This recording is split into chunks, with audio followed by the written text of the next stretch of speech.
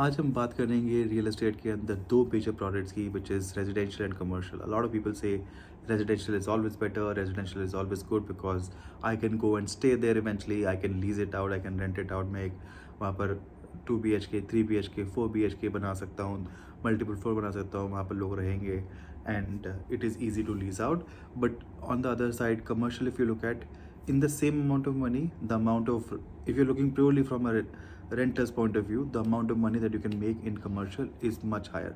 एक कमर्शियल के अंदर आपको रेंटल बहुत ज़्यादा आएगा, रेजिडेंशियल में उसके कंपैरिजन में उतना नहीं आएगा। अगर हम एवरेज यील्ड की बात करें तो रफली 2% 2.5% के आसपास रेजिडेंशियल के अंदर रेंटल यील्ड आता है। तो अगर आपने मानिए एक एग्जांपल लेते हैं कि आपने एक 1.5 करोड़ का बिल्डर फ्लोर लिया, वो 1.5 करोड़ के बिल्डर फ्लोर को आपने रेंट पे जब चढ़ाओगे तो 25 से 30 हज़ार रुपये आप मान के चलिए, मान लीजिए 30 हज़ार भी मान के चलते हैं आप पर साइड पर, 30 हज़ार इंटू 12, 3,60,000 रुपये आपका रेंटल आया। तो 3,60,000 रुपये इज़ नथिंग बट वही 2-2.5% के बीच के अंदर आपका 1.5 करोड़ के अंदर उसकी ROI आती है। तो if you look eight residential may not be very promising if you look at from a ROI on the rental perspective. On the other side, commercial, if I talk about commercial में 6-7 7.5 8%, and sometimes if you are invested on a, if you're invested in the right time, you may also see 10% 11-12%, but उसके अंदर when you invest at that point in time, you don't get the it is maybe under construction property when you invest in commercial, when you really get high returns. But if you look at otherwise, like even if you let's say anything which is ready to lease or already leased out and it is coming at a 6% return, मतलब आधा percent हर महीने आपको मिल रहा है। आपने let's say वही 1.5 करोड़ रुपए यहाँ पर लगाए और वो 1.5 करोड़ में आपको 9 लाख रुपए साल का रेंटल मिल रहा है, which is much better, like which is almost like 75,000 rupees monthly vis-a-vis 30,000 रुपये महीना। तो 2.5 गुना आपको रेंटल बेटर मिल रहा है उसके अंदर। And 75,000 on a base of 1.5 crore rupees is a very good rental, and that's like 6% is very nominal, very average to get these days. It's not a big problem. और आप ये देखिए कि ये 6% आपको रेंटल मिल रहा है, ठीक है, उसके अलग से आपको अप्रिसिएशन अलग से मिल रहा है। ये लाइक इफ़ यू सी आपका रियल एस्टेट के अंदर जो आपका 1.5 करोड़ का आपने शॉप लिया, जो भी लिया, लेट्स एग्जांपल ले रहे हैं, तो वो 1.5 करोड़ का 2, ढाई, 3 भी होगा और हर 3 साल बाद 15% रेंट भी बढ़ेगा। ये बेयर मिनिमम का रेंट बढ़ना चाहिए जो कमर्शियल लॉस के हिसाब से। So clearly on that front commercial rental point of view से बहुत अच्छा है, अप्रिसिएशन पॉइंट ऑफ व्यू से भी काफ़ी अच्छा है। और eventually let's say if you want to quit your job और आपको अपना बिजनेस चेंज करना है या मूव करना है, तो you can always use it for that purpose. So from that point of view, commercial rental, commercial property getting you benefit both from a rental and return is much lucrative than residential. So if you have spare money, if you already have a residential apartment, don't go for next residential apartment. You should definitely buy another as a commercial property.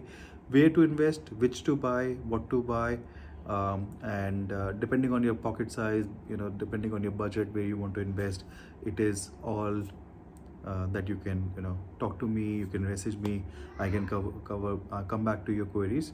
Now another thing I want to tell you about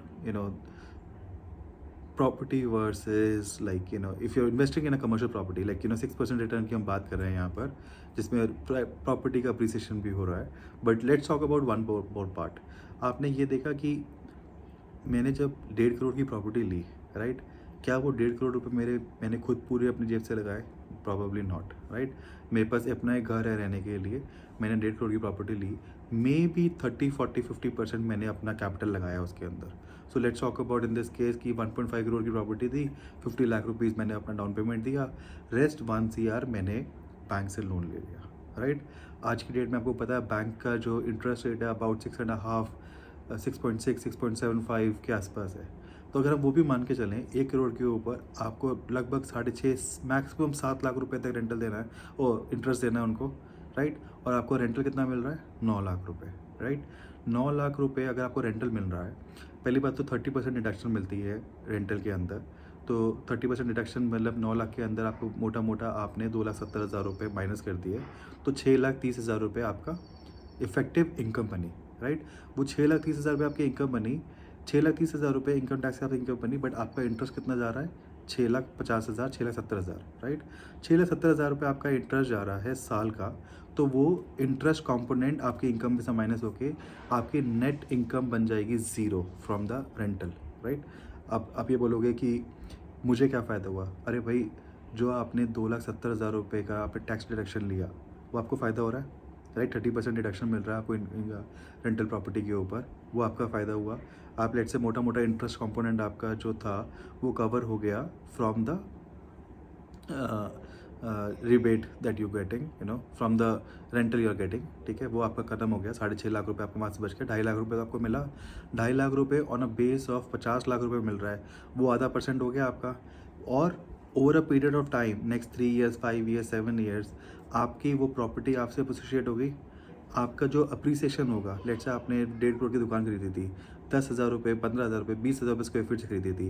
अब आपका 20,000 की जगह 30,000 रुपये square feet होगा, तो वो सिर्फ 1/3 जो आपने डाउन पेमेंट दिया था उस पर नहीं होगा ना, पूरे पे होगा, राइट। तो eventually you will benefit out of that, because आपने एक छोटा सा पार्ट किया था अपनी जेब से, जिसका रिटर्न आपको मिलते जा रहा है। जो बड़ा पार्ट आपने बैंक से लिया था, वो आपको बैंक को वापसी करते जा रहे हो। और जब जैसे जैसे रेंटल वैल्यू अप्रिशिएट करती जा रही है उसकी, हर 3 साल बाद रेंट बढ़ता जा रहा है, तो आपको वो बैंक को पे करने में जल्दी हो रही, आसानी हो रही है। और eventually, you know, you when you have more surplus money, you can think of multiplying, 1 unit की जगह 2 यूनिट ले ली, कहीं और ले लिया, क्या कर लिया, राइट। सो वो सब आपको बेनिफिट होगा। So definitely my recommendation is commercial property investment is much better than investing into real estate of residential property. Residential property is the first priority when I don't have my own house. I need my own house to stay. That is my first priority. Of course मैं अपना घर लूँगा, रहूँगा। अगर मेरे पे घर की लाइबिलिटी ख़त्म हो गई है, या मुझे लगता है इसकी मेरी लाइबिलिटी मैं आराम से कवर कर लूँगा, मेरे पास सरप्लस मनी है, तो I would even not prefer to pay the surplus money into subsiding the loan amount for residential. I would use that money to invest into commercial. We'll talk more about it, but I just gave you a teaser in terms of why residential versus commercial.